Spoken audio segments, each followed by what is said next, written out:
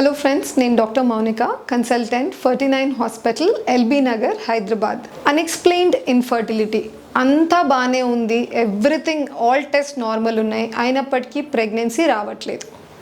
So ఒక unexplained infertility అని కపుల్కి problem ఉంది అని ఫస్ట్ ఆఫ్ ఆల్ ఎప్పుడు చెప్తామంటే అండి, 3 స్టాండర్డ్ టెస్ట్స్ నార్మల్ ఉండాలి అన్నీ.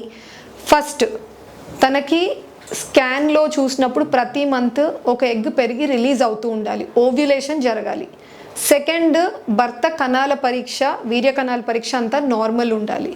థర్డ్, లేడీలో ట్యూబ్స్ 2 వైపులా ఓపెన్ ఉండాలి. అప్పటికీ వాళ్ళకి ప్రెగ్నెన్సీ రావట్లేదంటే అప్పుడు అన్ఎక్స్ప్లెయిన్డ్ ఇన్ఫర్టిలిటీ అంటాం. సో ఈ అన్ఎక్స్ప్లెయిన్డ్ ఇన్ఫర్టిలిటీ ఎంత శాతం మనం జనరల్ ప్రాక్టీస్లో చూస్తున్నాము అంటే ఆల్మోస్ట్ 30-35%.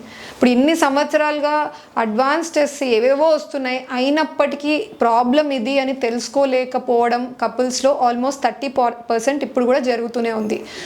ఈ అన్ఎక్స్ప్లెయిన్డ్ ఇన్ఫర్టిలిటీలో ఏం ప్రాబ్లం అయి ఉండొచ్చు? ఈ 3 టెస్ట్లు నేను చెప్పినవి బాగున్నప్పటికీ మనకు కనపడని ప్రాబ్లమ్స్ ఏమేమి ఉంటాయి? ఫస్ట్, ఎగ్ క్వాలిటీ లేదా స్పర్మ్ క్వాలిటీ మనం చూడలేం టెస్ట్స్లో, వాటిలో ఏదైనా ఇబ్బంది ఉండొచ్చు. సెకండ్, ఎగ్ కణం కలిసే ఫర్టిలైజేషన్ ఫినామినన్లో ఏదైనా ప్రాబ్లమ్స్ జరుగుతూ ఉండొచ్చు.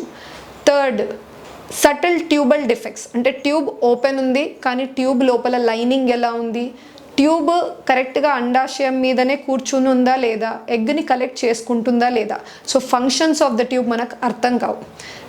లాస్ట్, ఎంబ్రియో తయారైపోయింది, ఎగ్ స్పర్మ్ కూడా కలిసాయి, బేబీ తయారైంది, కానీ తయారైన బేబీ గర్భసంచిలో లైనింగ్ అతుక్కోనివ్వట్లేదు, ఇంప్లాంటేషన్ డిఫెక్ట్స్ అంటాం వీటిని. సో ఇలాంటి చిన్న చిన్న సటిల్ థింగ్స్ ఏవైతే నేను మెన్షన్ చేశానో మనం చేసే ఈ 3 స్టాండర్డ్ టెస్ట్లో బయటపడవు. అందుకనే వీళ్ళని అన్ఎక్స్ప్లెయిన్డ్ ఇన్ఫర్టిలిటీ అని అంటుంటాం. సో ఈ అన్ఎక్స్ప్లెయిన్డ్ ఇన్ఫర్టిలిటీ ఉన్న వాళ్ళకి ఎలా నెక్స్ట్ ప్రొసీడ్ అవ్వాలి? ఇప్పుడు ఎలా ప్రొసీడ్ అవుతున్నాము అంటే, ట్రీట్మెంట్స్ ప్రెగ్నెన్సీలో 3 టైప్స్ ఇస్తాం ఫర్టిలిటీలో. ఫస్ట్ వన్, ఓవ్యులేషన్ ఇండక్షన్, టాబ్లెట్స్తో ట్రై చేయడం.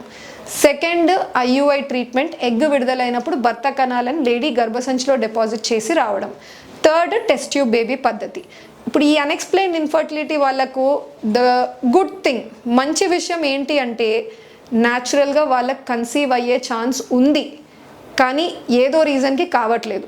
We cannot deny. ఇప్పుడు ఒక వ్యక్తికి కణాల కౌంట్ 0 ఉందనుకోండి, మనం ఖచ్చితంగా చెప్పేయచ్చు న్యాచురల్గా ప్రెగ్నెన్సీ రాదు, మీరు ట్రీట్మెంట్కి వెళ్తేనే బెటరు అని చెప్పేసి. కానీ అన్ఎక్స్ప్లెయిన్డ్ ఇన్ఫర్టిలిటీ కపుల్స్ అలా కాదండి, వాళ్ళకి ఎప్పుడైనా న్యాచురల్ ప్రెగ్నెన్సీ రావచ్చు, ఎవ్వరు కూడా డినై చేయలేరు. కానీ అది రావట్లేదు కాబట్టి ఒక స్టెప్ తీసుకున్నప్పుడు, 1 ఇయర్గా ట్రై చేస్తున్నాము, 2 ఇయర్స్గా ట్రై చేస్తున్నాం, ప్రెగ్నెన్సీ రావట్లేదు అన్నప్పుడు ఖచ్చితంగా మీరు హెల్ప్ తీసుకోవాల్సి ఉంటుంది. అలా కపుల్స్ మా దగ్గరకు వచ్చినప్పుడు మేము ఏం చేస్తామంటే, కొంతమందిలో చిన్న వయసు ఉంది, ఎగ్ రిజర్వ్, లేడీలో ఎగ్ నెంబర్స్ బాగున్నాయి, అంతా బాగానే ఉంది, అప్పుడు చిన్న ట్రీట్మెంట్తో స్టార్ట్ చేస్తాం, ఓవ్యులేషన్ ఇండక్షన్. లేదు, కొంచెం ఏదన్నా బెటర్ ట్రీట్మెంట్ ఉంటే బెటర్ కదా, ఐయుఐ ట్రీట్మెంట్. ఐయుఐలో కూడా ట్యాబ్లెట్స్ ఇచ్చి ఎగ్ తీసుకొచ్చి చేస్తామండి ఐయుఐ, దాన్ని స్టిమ్యులేటెడ్ ఐయుఐ అంటాం, అది ట్రై చేయొచ్చు.